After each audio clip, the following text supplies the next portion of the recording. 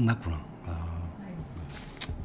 자, 계속해서 332쪽에 보면은 밑에 네 번째 줄이죠. 그런데 나는 우리가 정의와 법에 의해 살아야지 보상이나 호의에 의해 살아서는 안 된다고 생각한다. 그 다음 333쪽에 좋은 얘기들이 많이 있습니다. 내게 두 번째 줄에 첫 줄에 내게 베풀어지는 것이지만 은덕의 이름으로 내 의지를 저당 잡히게 하는 것만큼 값비싼 것은 없다고 나는 생각하며 돈 받고 해주겠다는 봉사를 나는 더 기꺼이 받아들이겠다. 당연히 내 생각은 그런 이들에게야 돈만 주면 된다는 것이다.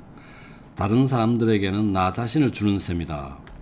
마음의 도리의 법으로 나를 묶는 매듭은 사회적 강제의 매듭보다 훨씬 더 단단하고 강압적이다. 나 자신이 가하는 것보다 궁정인이 가하는 속박이 내게는 훨씬 부드럽다. 사람들이 단순히 내 양심만 믿고 대하는 일에 있어서 내 양심이 훨씬 더 구속되는 것은 당연하지 않는가. 그 다음에 334쪽에 보면 중간에 불가피하게 내게 강요되는 일이라면 나는 의지를 놔버리고 싶어진다.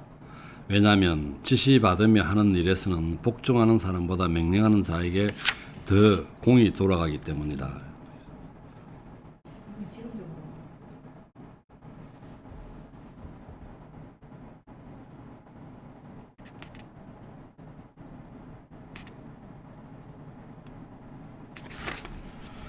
그 다음에 뭐 계속해서 자기 얘기를 계속 하고 있고요.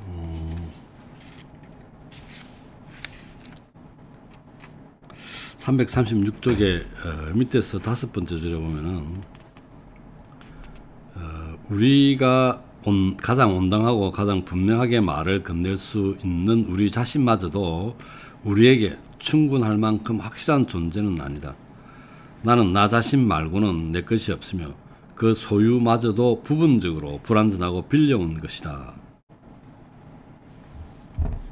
나는 나를 키우며 아직 행운을 누리고 있는 동안 가장 중요한 일이니만큼 나 자신에게 용기를 북돋아 주는데 다른 모든 것이 나를 버릴 때 스스로 만족해야 할 무엇을 나에게서 찾기 위해서다.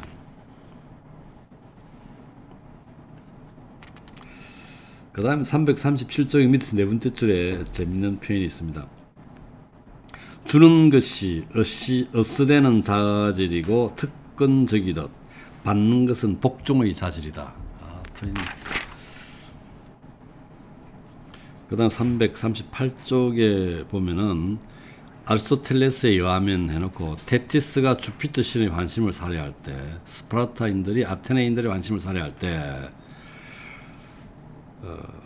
자기들이 그들로부터 얻었던 혜택의 기억을 새롭게 한다는 거죠.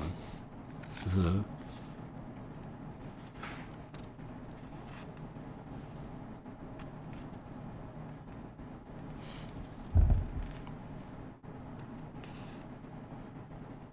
근데 우리가 그 일리아스를 읽을 때 보통 내가 베푼 은혜를 먼저 이야기하던데, 내가 상대방한테 부탁을 할 때 내가 베푼 은혜를 먼저 이야기하잖아요.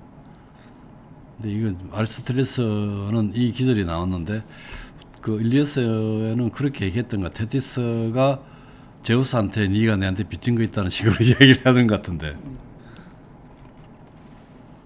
그 다음에 또 어디서 나왔어요? 그 다음에 그 헤베카인가? 헥토르의 어머니가 그 오디세우스한테 할 때도 내가 베푼 은혜를 먼저 얘기했던 것 같은데. 그래서 실패했나? 그 사람 실패했지. 그 사람 헥토르의 어머니는 오디세우스한테 부탁한 게 안 통했죠. 오디세우스가 단칼에 나는 그때그때 필요에 따라 최선을 다할 뿐이야.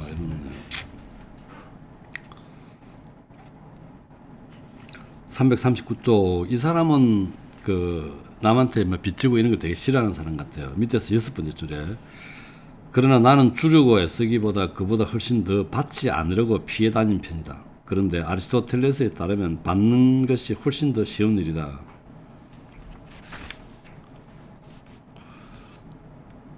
그 다음에 340쪽 보면은 세 번째 줄에 보면은 키루스는 훌륭한 장수이자 그보다 더 빼어난 철학자 입을 통해 이게 아마 크세노폰이죠. 크세노폰이 그 용병대장으로 철수하면서 와가지고 이 키루스에 대한 책을 썼죠. 자신의 의진과 배품을 용맹함이라 전쟁에서의 승리보다 더 높이 치는 대단히 지혜로운 모습을 보인다.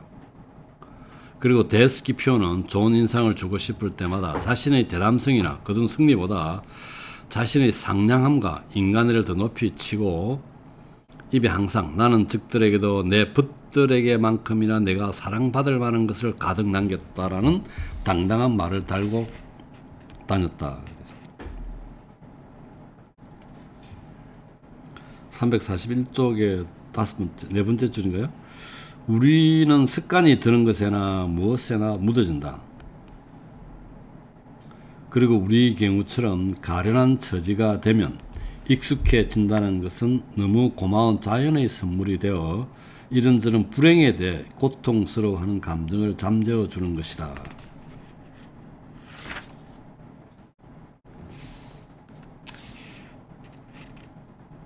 그 다음 342쪽에 보면은 다섯 번째 줄인가요? 나는 이따금 이런 생각들에 맞서 자신을 강화시킬 방법을 무관심과 무덤덤함 안에서 찾는다. 그런 상태 역시 어느 정도는 우리를 단호하게 만드는 것이다. 나는 죽을 위험을 약간은 기분 좋게 상상하기도 하며 그런 위험을 기다리는 일도 들어있다. 계속해서 쭉 내려가면은 그리고 이 짧고 급격한 죽음 속에서 언뜻 내 앞에 비치는 그 다음은 죽음의 실체가 나를 두렵게 하는 것보다 더 많은 위로를 준다. 삶이라는 것이 길다고 하여 더 나은 것은 아니지만 그러나 죽음은 짧은 것일수록 더 낫다고 한다. 나는 죽음이라는 상태 앞에서 움츠러들고 있다기보다 죽는 것과 친숙해지고 있는 중이다. 그리고 또 재밌는 표현이 하나 있죠. 342쪽의 밑에 네 번째 줄에 어떤 정은사들의 이야기로는 장미와 제비꽃은 마늘과 양파 가까이에서 더 짙은 향기를 머금고 피어나는 일이 있는데 흙에 있는 나쁜 냄새를 이 채소들이 삼키고 끌어가기 때문이라는 것이다.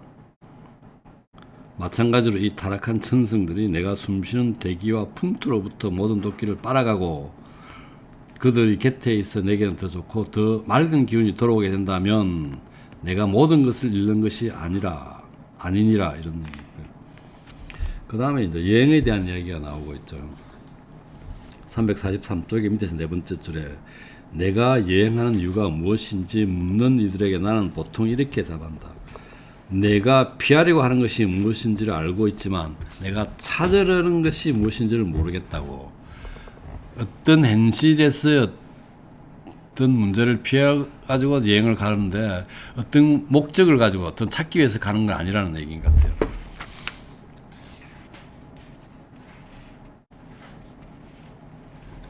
그 다음에 낯선 곳에서 여행 얘기가 좀 나오고 345쪽에 중간에 보면은 우리가 직접 맺은 순수한 우정은 보통 풍토와 해련의 공동체가 우리를 이끌어 맺는 우정보다 더 강한 법이다. 대자연은 자유롭고 구속 없는 상태로 우리를 세상에 내놓았다.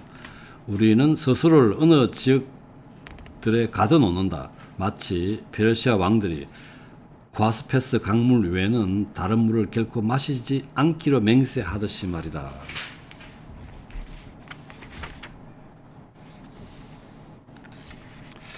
그 다음에 그 여행에 대한 이유를 좀 설명을 했는데 그러고 난 뒤에 346쪽에 10번째 줄쯤에 이 같은 이유들 말고도 여행은 내 보기에 유익한 훈련이다. 그래서 그 훈련이라는 이야기를 하면서 육체는 여행할 때면 게을러지지도 필요하지도 않으며 이 적절한 동료는 육체의 활력을 불어넣는다. 이런 표현이죠.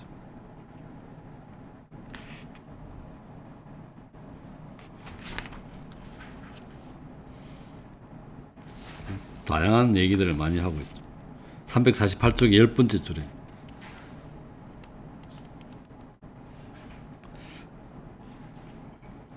그때까지만 해도 여자들은 사람이 아닌가 봐요. 여성에게 가장 유익하고 명예로운 배움과 일은 살림살이이다. 인색한 여인네들은 몇 사람 알지만 좋은 살림꾼인 여성은 거의 없다시피 하다. 그 다음에 349쪽에 보면 12번째 줄점인가요? 우정은 아주 긴 팔을 가지고 있어서 이 세계의 한 구석에서 저 구석까지 서로를 붙들고 결합하게 해준다는 것을 나는 안다. 특히 끊임없이 서로를 위해 무엇인가를 해주면서 그 결속과 기억을 깨우는 우정이 그렇다. 지혜로운 자들 사이에는 너무나 커다란 연결과 관계가 존재하고 있어서 이런 표현이 있습니다. 그 다음에 마지막 줄에 보면 항유와 소유는 원래 상상의 문제이다. 그것은 자기가 만지고 있는 것보다는 찾고 있는 것을 더 열렬하게 그리고 지속적으로 깨닫는다. 당신의 나날의 즐거움을 손으로 꼽아보라. 당신은 당신 친구 옆에 있을 때 당신 친구를 더 잊고 있음을 알게 될 것이다. 흔히 우리가 그 고통과 쾌락을 이야기할 때 이 쾌락보다는 고통을 더 자각하기 쉽다는 거죠. 예를 들면은 우리가 건강한 것은 건강할 때 자각이 안 된다는 건데, 아프면은 우리가 당장 자각이 일어나죠. 치통을 앓는다든지 두통을 앓는다면은. 그래서 고통은 빨리 자각이 되고 즐거움은 자각이 덜 된다는 얘기입니다.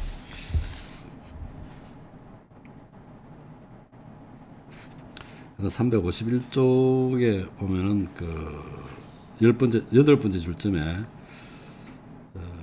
무엇에 대해서나 그 경계가 어디까지인지 아는 것을 자연은 우리에게 허락하지 않았다.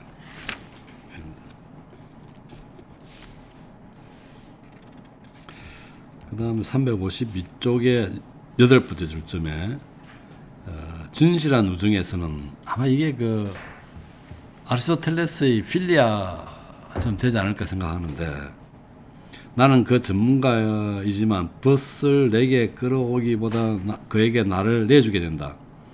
나는 그가 내게 해줄 법한 것보다 더 잘 해주고 싶을 뿐만 아니라 그가 나보다는 자기 자신에게 잘해주기를 바란다.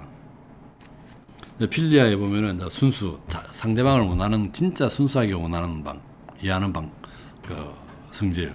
그 다음에 아까 지난번에 얘기했듯이 그 상호성, 이게 상호가 그래야 된다는 거죠. 그 다음에 뭐 인지성, 서로가 이걸 알아야 된다는 얘기. 그러니까 이게 필리아의 그 세 가지 그 속성 같아요.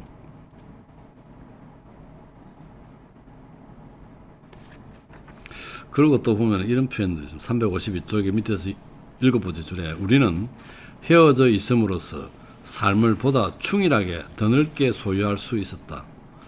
그는 나를 위해, 나는 또 그를 위해 어느 때나 다름없이 충만하게 살아가고 향유하며 바라보는 것이었다. 353쪽의 5번째 줄에 보면은 그러나 우리 노년은 우리만을 위해서라도 할 일이 너무 많다. 자연의 안락함이 없게 되니 우리는 인위적인 안락함으로 자신을 지탱한다. 젊음이 쾌락을 추구하는 것을 용서하고 노년이 그것을 찾는 것을 금지하는 것은 온당하지 않다.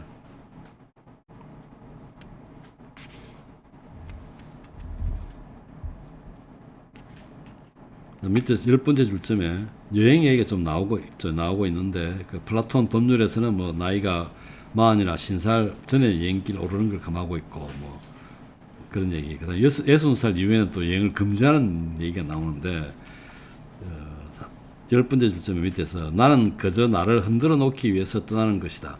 흔들리는 것이 내게 기분 좋을 동안의 말이다. 그리고 나는 산보하기 위해서 산보한다.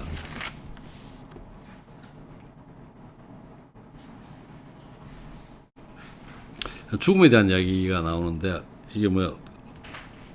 유선생님이 아까 올렸던 이 얘기인데, 354쪽에 밑에서 12번째 줄점에 그래도 내가 선택해야 한다면 내 생각에 그것은 침대 위가 아니라 말을 타고 가다가 내 집 밖에서 가족과 멀리 떨어진 쪽이 더 낫다. 사랑하는 이들과 직접 작별을 한다는 것은 위안이 되기보다 가슴 아픈 일이다. 너무 자의적인 해석. 지 생각이죠. 도리를 생각하지 않고 지가 편하겠다는 생각. 편하겠다. 마음이 편하겠다는 거 아니에요? 이게 있는 사람도 불편을 주지 않겠다는 그런 마음도. 그리고 지가 그게 마음이 편하다는 거지. 딴 사람을 불편을 끼치지 않고 뭐 슬픔을 배가시키지 않고 그걸 또 쳐다보는 것도 가슴 아프니까 지가 그 싫다는 얘기겠지. 한편으로 보면은 뭐 맞을 수도 있겠지. 너무 허무하잖아. 어차피 죽음이라는 게 허무한 건데. 뭐 허무하다기보다는 자의적으로 이야기하고 장례치를 하면 고생하고 자기 죽어서 몰라서 그렇지. 그리고 이 사람 아까 그러죠. 죽음은 개인적인 일이라 했잖아. 죽음은 그러니까. 그리고 밖에 가다가 죽으면 남은 사람 더 힘들다. 객사라서 바퀴 처리하려면 뭐 그러니까. 근데 그 옛날에는 그 객사하면은 그 안에 안 들리고 뭐 아니면 담장을 무너뜨리고 들어오고 그랬거든. 그 송장을 저기 시신을 데리고 그 집안을 들이면서 요즘에는 뭐 다 병원에서 돌아가시니까 뭐 다 객사지 그리 따지면. 355쪽의 10번째 줄쯤에 우리를 세상에 들어서게 하는 순간에 지혜로운 녀석 산파가 필요하듯이 세상에서 나가는 순간에는 훨씬 더 지혜로운 어떤 사람이 꼭 필요하다. 지혜롭고 나아가 벗신 그런 사람은 이런 순간 도움을 얻기 위해 아주 귀한 값으로 사들여야만 하리라. 그래서 밑에 5번째 줄에 보면은 온전히 나만의 것인 맹상에 잠긴 죽음에 만족한다. 로마인들은 유언을 남기지 않고 죽거나 눈을 감겨줄 가장 가까운 이들이 함께하지 못한 채 죽는 일을 불행하다고 생각했는데 그런 미신과는 반대로 나는 다른 사람 위로할 일 말고도 나를 위로하기 위해 할 일이 가득하며 상황에 의해 새로 만들어질 것들 말고도 머릿속에 이미 생각들이 가득하고 따로 빌려오지 않더라도 곰곰 따져봐야 할 거리가 이미 가득하다. 그 다음에 죽음은 사회가 맡아야 하는 역할이 아니다. 그것은 단 한 사람에게 주어진 행위인 것이다. 여기 우리 가운데에서는 살아가고 껄껄 웃자. 얼굴 찌푸린 채 죽어가는 것은 남 모르는 이들 가운데서 하자. 지 얘기, 지금 아까 그걸 주장을 이 사람 어째 죽었는지도 뒤에 나오는 어째 죽은 속에서 조용히 가족 석에서 죽었을 걸. 지금 이렇게 쓰면서 말 타고 나가가 어디 있을게. 그 살아났어. 다치가 들어왔어. 아니 집에서 조용히 죽었겠죠. 유언할 거 다 하고 대접 다 할 거 하고 다 하고 죽을. 갑자기 원래 할거다 하네. 인간은 그렇다는 그러지 뭐 살짝 그 거지. 그게 할거 다 헛됨에 대해서 헛소리죠. 그러니까. 이런 자, 밑에서 8번째 줄에 기쁨은 확장시켜야 하지만 슬픔은 가능한 한 가지치기를 해야 한다. 이유 없이 동정을 바라는 사람은 막상 이유가 있을 때는 동정에 줄 수가 없다. 항상 단식하는 사람은 결코 동정받지 못하니 너무 자주 불쌍한 사람 노릇을 하는 바람에 누구에게도 불쌍하게 여기지지 않는 것이다. 살아있는데 죽은 자 노릇을 하는 사람은 죽어가는데 살아있는 사람으로 여겨질 수밖에 없다.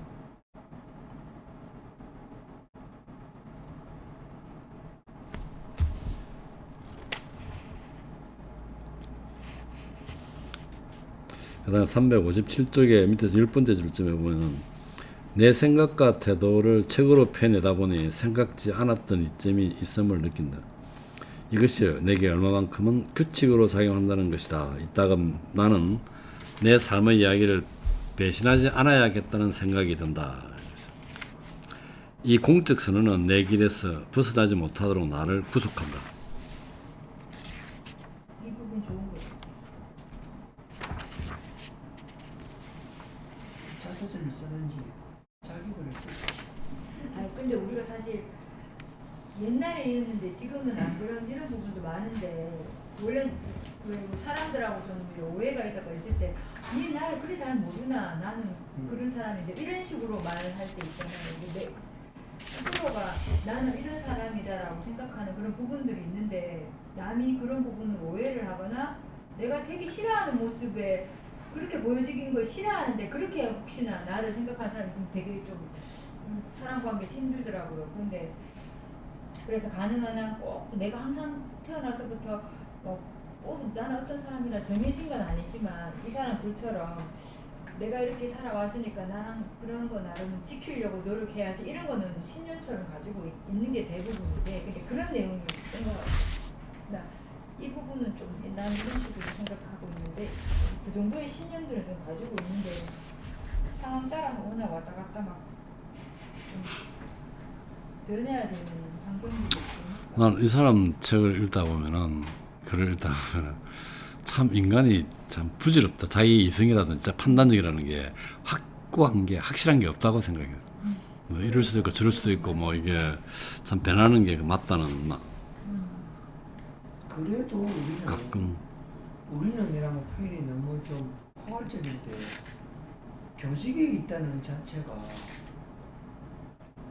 이 변화를 많이 안 주는 것 같아요. 우리가 뭐 부정적인 일은 안 하잖아요. 기본적으로 도의적인 일에 대해서는 또 피하잖아요.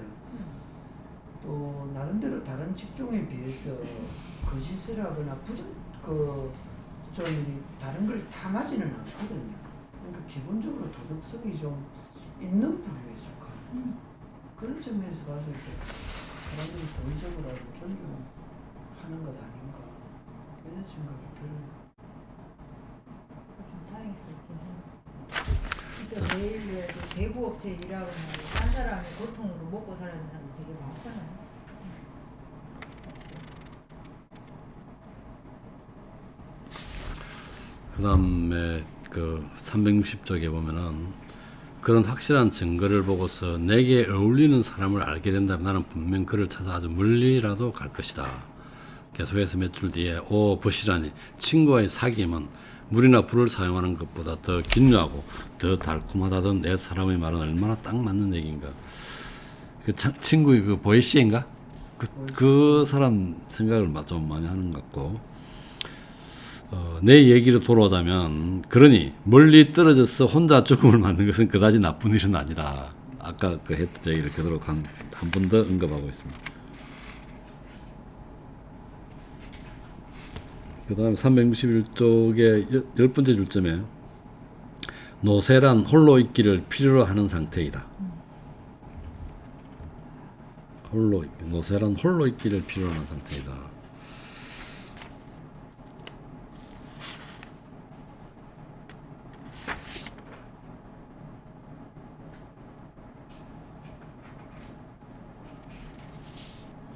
그 다음 쭉 얘기를 나오다가 365쪽에 보면은 네 번째 줄에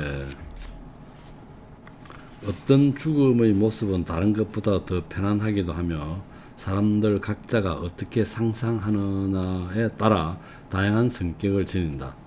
자연스러운 죽음 중에 쇠약하고 둔해지다 맞게 되는 죽음은 내보기에 부드럽고 안락하다. 여기서 이제 카토처럼 칼로 배를 찔렀 경우 소크라테스는 독배를 마신 경우가 있는데 여기는 그 독배를 마시는 쪽을 택하겠다고 하죠.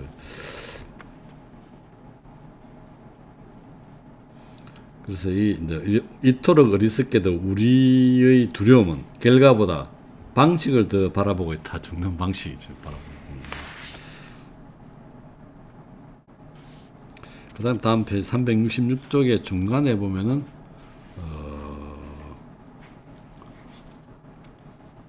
로마의 폭군들은 죽는 방식의 선택권을 주면서 자기가 죄수에게 생명을 준다고 생각했다. 네로가 세네카한테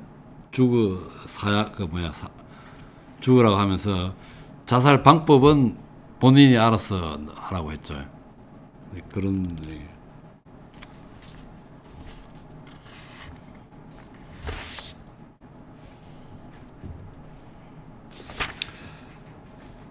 그 다음에 또 뭐 여행 얘기가 나왔다가 나라 다른 내국 얘기 나오니까 368쪽에 6번째 줄쯤에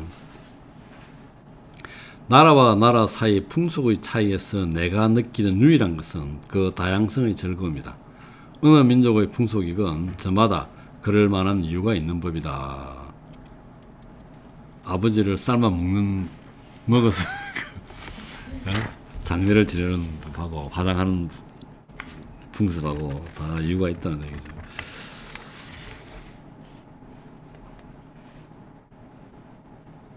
그래서 369쪽의 네 번째 줄 밑에서 네 번째 줄이죠. 더욱이 내 보기에는 어느 나라 것이건 우리 풍습만한 가치를 갖지 않는 것은 없었다.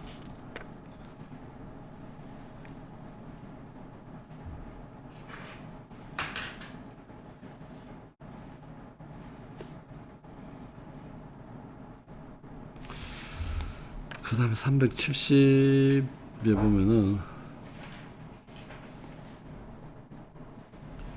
밑에서 한 10번째 줄인가요? 만일 나 혼자만 가지고 있으라는 조건으로 나에게 지혜를 준다면 나는 그것을 거절하리라.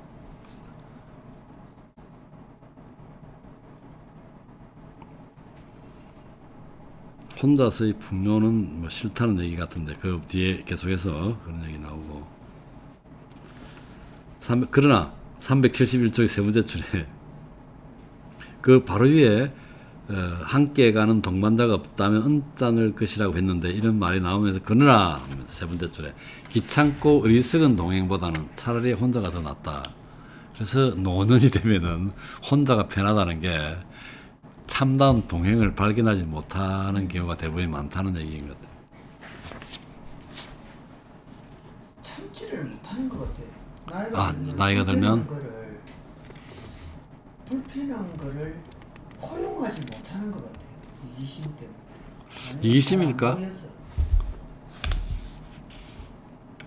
좀 그렇지 않을까 싶어요. 요즘 주변의 노인들을 보니까 좀 저도 한번 그럴 텐데. 나이가 들면 어려진다는 그 옛날 말이 그런 것 같아요. 이력이 그 남의 그 포용력이 줄어드는 거죠. 상대도 예를 들면 친구가 있는데 상대도 동의를 잘 안 해요.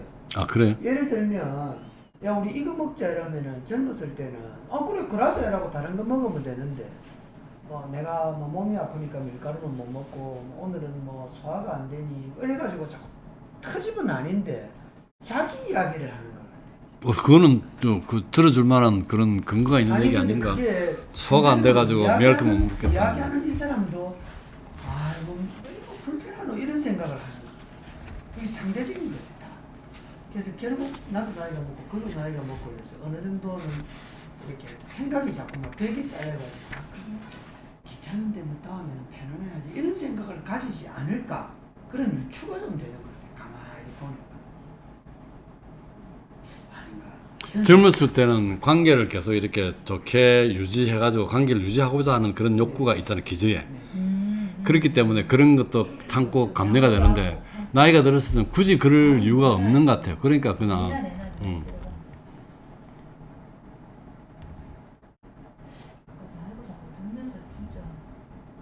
좀 더 여유로워져야 너그러져야 되는데 오히려 거꾸로 되는 것 같은 생각이 들어요.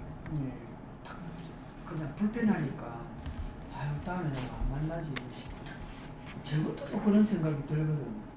늙었다는 거예요 지금.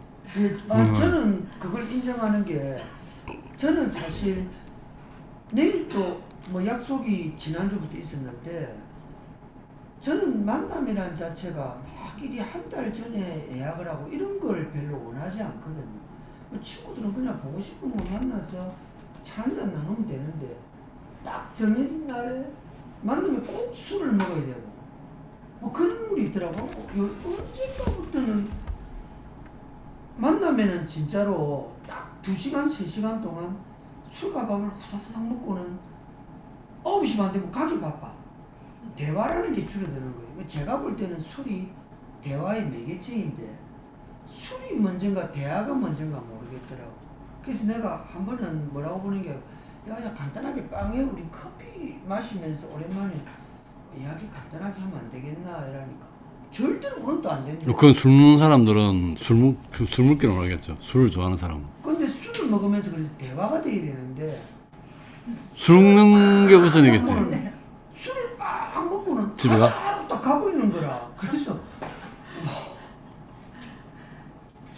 그 술값 계산 누가 하는데?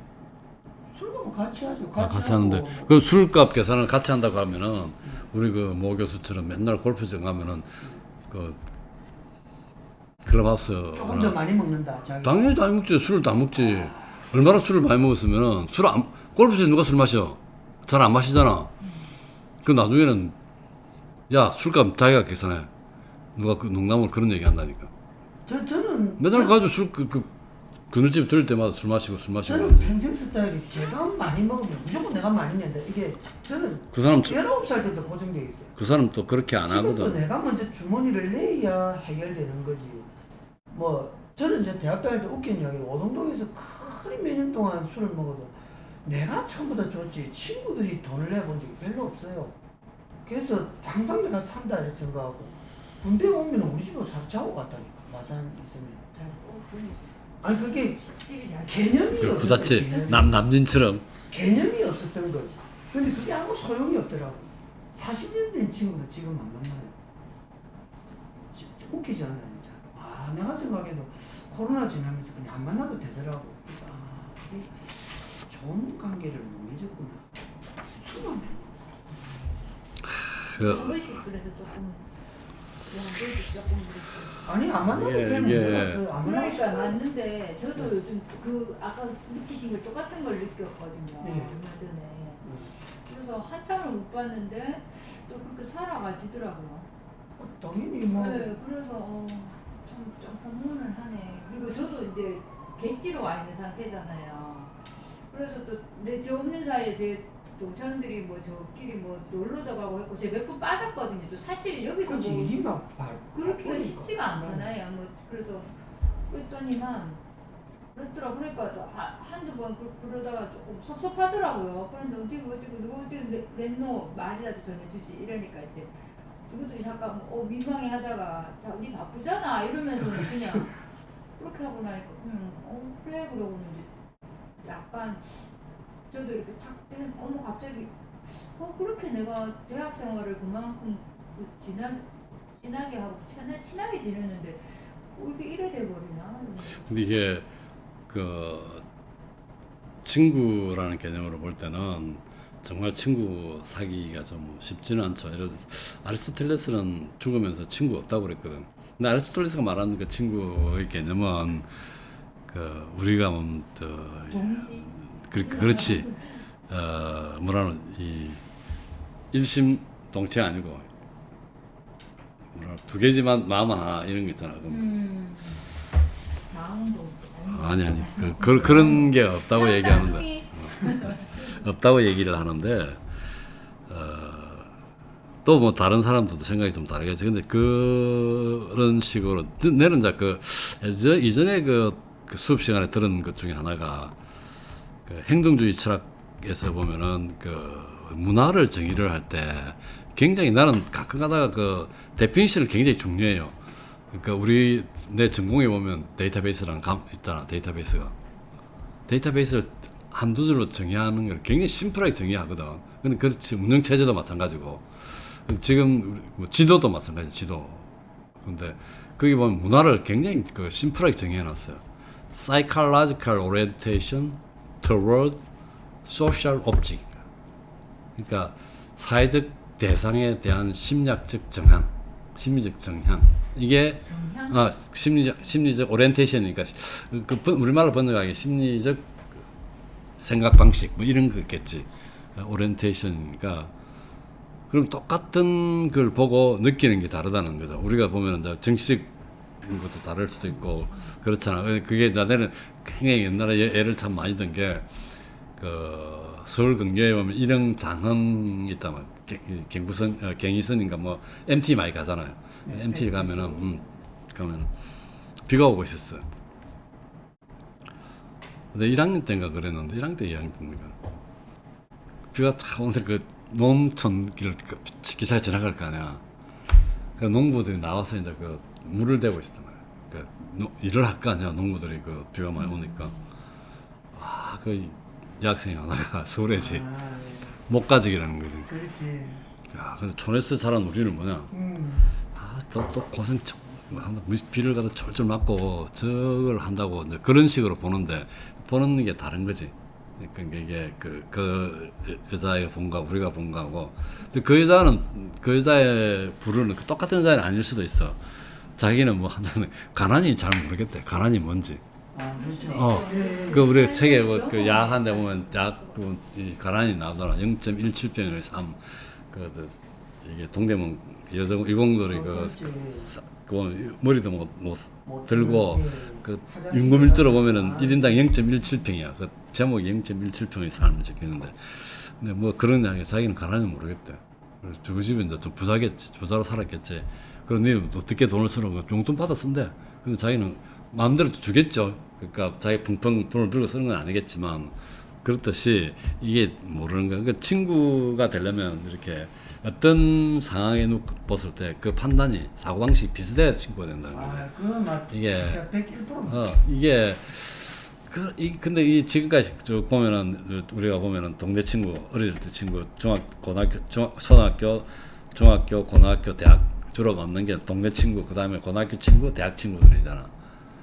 그러면 이제 동네 친구들은 조금 성향을 잘 알 수가 있지만 고등학교 친구까지도 그런데 대학 친구들은 잘 모르지 성향을. 뭐 그러니까 더러면 정치적 얘기 안 하고 뭐 그렇게 하는데 이제 그럼 직장에서 보면 되게 또 가깝게 지내잖아. 직장 친구들은 또 동료들은 대충 성향을 알 수가 있죠. 이게 이해관계가 첩하기 때문에 그래서 보통 그 대학 교수들 보면은 자기 과 교수들하고는 안 친해요.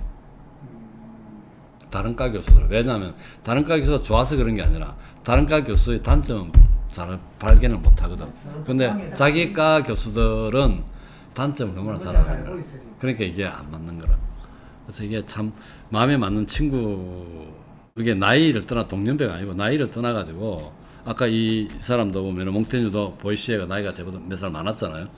그런 식으로 이 사람은 어떤 관계는 모르겠지만 그런 친구를 가진다는 게 참 어렵겠구나 하는 생각이 들어요. 저는 예전에는 친구가 좀 많다고 생각했는데 지금은 친구가 하나도 없다고 생각하거든요. 그럴 수도 그렇게 되지. 옛날에 많다고 하는 건 젊었을 때 그냥 그런 친구잖아. 그냥 몰려다니고. 방금 말씀드렸다시피 좀 이야기가 다른데 뭐 잠깐만 하면은 문화적인 이 딱 접합점이 있어야 되는 거예요. 뭐 초등학교, 중학교, 고등학교 때 해도 교수님도 하고 동기들하고 만나면 어떠는지 모르지만 제가 딱 보니까 살면서 평탄하게 살면 되는데 우리 같은 경우는 딱 보니까 법대에 나와서 변호사를 하거나 의사를 하는 애들은 자기 집 재산을 그대로 선대걸 지키면서 계속 유해요. 딱 만나보면 썰거 쓰고 대화도 적당하게 오가는데 만일 학교 다닐 때 공부도 좀 하고 했는데 IMF를 기준으로 해가지고 망했다든지 요리 될 때는 문제가 생기고 그 다음에 두 번째는 IMF나 정년을 한 55세 기업에 산다고 봤는데 서울에서 탄탄하게 지금 또 막 유지를 하고 있으면 되는데 그때 조금 흔들거나 자기 운이 안 맞아서 홀딱 까먹다든지 자기 건강이 안 좋다든지 하면은 네임밸류가 확 떨어지는 거예요. 그럼 만나면 딱 대화가 안 돼요. 그리고 이제 여기 우리 윤영기 애들은 보면 문화적 바탕이 너무 많이 다른 게 초등학교 다닐 때, 중학교 다닐 때는 학력이 안 되거든요. 그러니까 내가 예를 들어서 뭐 하고 싶다, 뭐 먹고 싶다 이러면 그 애들하고 맞는 게 없는 거예요. 딱 먹어봤자 횟집에 어시장가가 횟집에 가 해먹고 고기 구워 먹고 그거밖에 안 되는 거예요. 하고 뭐 체계학이 있는 건 전혀 안 하잖아요. 저는 좋아하는 게 아침에 일어나면은 요가 매트 가서 요가하는 거. 그러고 나면 학교 가면 커피 내려 마시면서 음악 딱 듣고 있거든. 그럼 음악 선생도 보고 와 저런 음악을 들어요 이러는데 아니 음악 듣고 젊은 사람들이 보면 와 저 선생님은 많은데 음악 듣고 있는 이리 생각하는 거지. 안 그러면 이거 보고 있거든. 책 보고.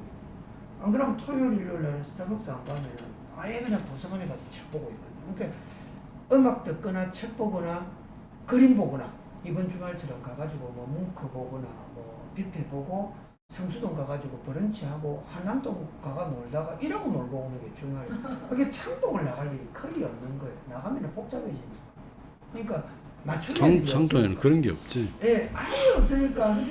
문화적인 수양을 여기서 찾기 좀 힘든 마산에 그게 부산에 안 내리가 있으면은 저 같은 경우는 일요일 아침에 벨리를 통영에 아침 먹으러 가고 저녁 때 뭐 통순 먹으러 가거나 아니면은 서울 가는 거예요. 이번처럼 막 평균 한 달에 한 2번 정도 가거든요. 그래도 2번 갖고도 모자랄 때가 있거든요. 그러니까 그래 생각하면은 참 노는 질이 여러 가지라 남들이 들으면 니는 뭐 그리 노노 이렇게인데 놀기가 만만치 않고. 근데 여기는 이제 오면은 뭐 저하고 성향은 다르지만은 이 책이라는 매개체가 있으니까 오늘 열심히 앉아서 이 책을 보면서 죄를 닦는 거죠. 그러면서 여행 이런 거는 보니까 죽음, 여행 이런 테마들은 제가 생각하는 부분하고 굉장히 일치하는 게 많더라고 보니까. 그래서 너무 좋다. 나도 이렇게 여행하면 되겠다 이러면서 메모를 막 객지에서 죽는 것 빼고. 그것도 사실 솔직히 가능할 수 있겠는 게 여행을 멀리 갔는데 운명이 다해서 그럴 수는 있거든. 내가 원해서는 아닌데 이 사람도 원해서는. 그 사고사는 아니겠지. 아니, 사고사는 아니고 나는 가가지고 뭐 노령이 되면 가부화가 걸릴 수 있거든요. 근데 그 보통 우리 보면 요즘은 제가 많이 보는 게 우리 왜 그런 거 있잖아요. 택배기사가 밤에 뭐 죽었다. 그거는 내가 쓸 수 있는 에너지를 오버해서 죽는 거예요. 그래서 제일 중요한 게 요즘은 잠을 잘 자야 된다. 일찍 자는 게 굉장히 유리한 것 같아요. 그래서 일찍 자면은 낮에 좀 피곤해도 확 자면서 피로를 푸거든요.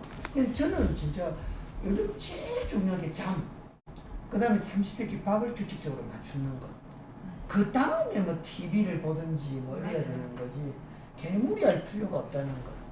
그런 리듬을 굉장히 제가 좀 잘 맞추거든요. 잠을 자야 면역 그게. 자, 마지막 끝냅시다. 5분 남았다. 자, 372쪽에 보면 위에 세 번째 줄에 불순물이 섞이지 않은 운명의 호의는 결코 없다. 맞아요. 그러니 그대를 가로막는 것은 그대밖에 없다는 것을 알라. 왜냐하면 이곳 하늘 아래서는 짐승이나 신들의 영혼만 만족을 할 것이기 때문이다. 그런 표현도 있고.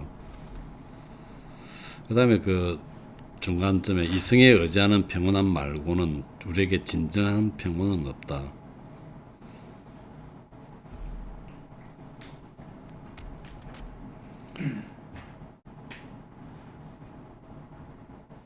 지혜로워지리라고 말이다. 사람들이 내게 충고하는 침착함은 지혜를 전제로 한다. 그것은 지혜의 작품이다. 그 생산물이다. 재밌는 표현이 있습니다. 쇠약해져 가는 가련한 한자를 앞에 두고 즐기며 살아야 한다라고 고함쳐대는 의사들이 그런 식이다. 이거 참. 차라리 건강해지라 라고 하고 조언했더라면 덜 엉뚱해서리라. 그 다음에 세 번째 줄에 그대가 가진 것, 즉 이성에 만족하라. 그 다음에 두 번째 줄에 다음 페이지. 세상 만사 그때그때 따져보고 고쳐 쓸 일이다.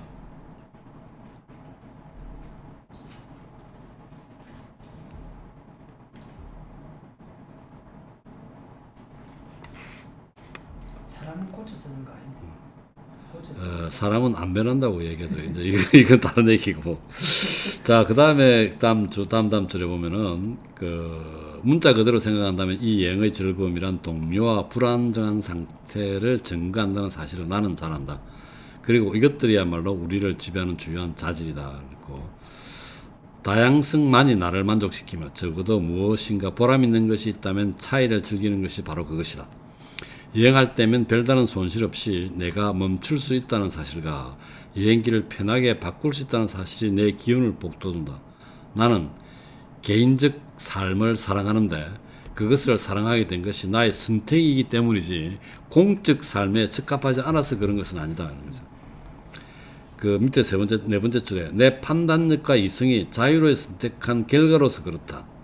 나머지 일들도 마찬가지다. 그래서 어쩔 수 없이 내몰린 상황에서 내 몫으로 떼어주는 것이라면 나는 싫다.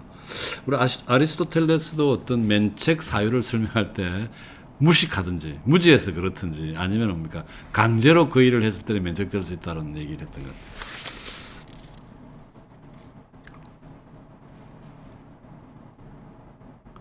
그 다음에 다음 페이지 374쪽에 보면 8번째 줄점인가요?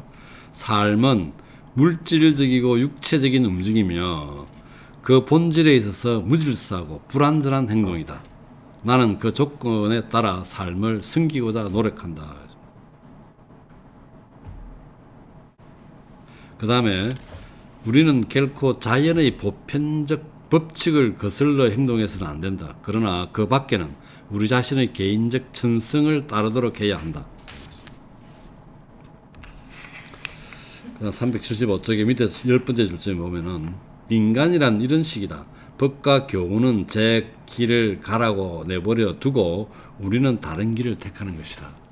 딴 데도 한다는 얘기죠.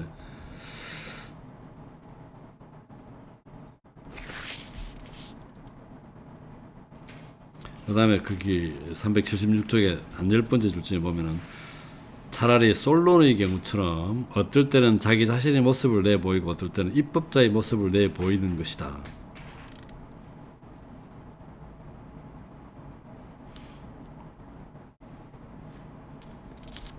그 다음에 밑에서 여덟 번째 줄에 안티스테네스는 지혜로운 자의 경우 규칙을 살필 필요 없이 사랑하고 또 자기가 적절하다고 생각하는 것을 자기식으로 하도록 허락하고 있다. 그가 규칙들보다 더 나은 견해를 가지고 있으며 미덕에 대해서도 더 많은 것을 알고 있기 때문이다. 그의 제자인 디오게네스는 동료에 대해 이성을, 운명에 대해 자신감을, 규칙에 대해 자인을 맞세우라고 이야기하곤 했다.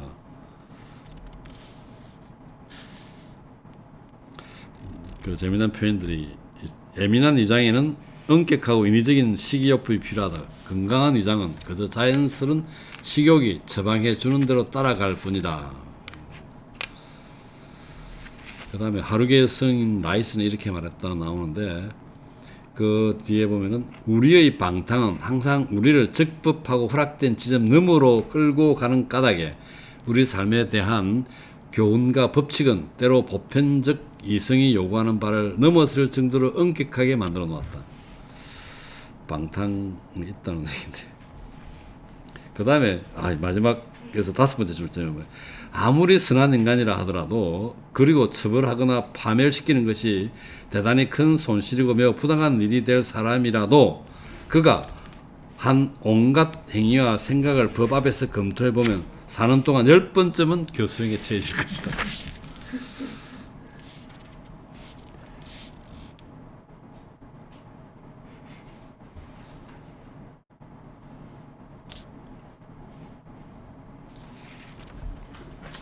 그 다음 페이지에 보면 한 12번째 줄에 인간은 스스로가 가오에 빠질 수밖에 없도록 정해놓고 있는 것이다.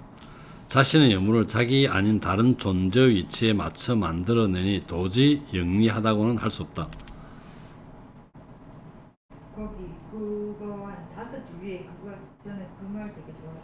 좀 재밌었어요. 우리는 하나님 앞에서 스스로가 의로운 인간인지 되돌아볼 생각도 아예 못하지만 우리 자신의 기준에 따라 선한 인간이 될 능력도 없다. 네, 이게 참 인간의 그 나약함인가? 뭐 어떤 불완전성을 얘기한 것 같아요. 불안정하긴 하죠. 불완전하죠 지금. 그리고 인간의 지혜는 인간이 스스로에게 처방해 놓은 의무들의 수준을 결코 다 다루지 못했다는 얘기지.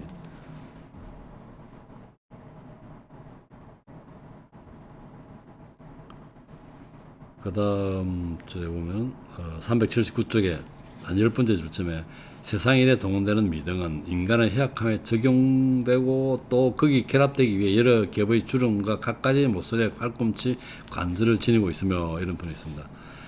근데 이제 개인 일, 세상 일, 나란 일이 있죠. 그래서 그 중간에 딱 보면 나란 일이란 그보다 더 파렴치하고 한 원칙들을 가지고 있는 것이다. 네. 이거 보면 군주론 생각도 난단 말이죠. 정치에서의 정의와 개인적 그 세상사에서 개인적 생활에서의 정의하고는 좀 다르다는 얘기죠.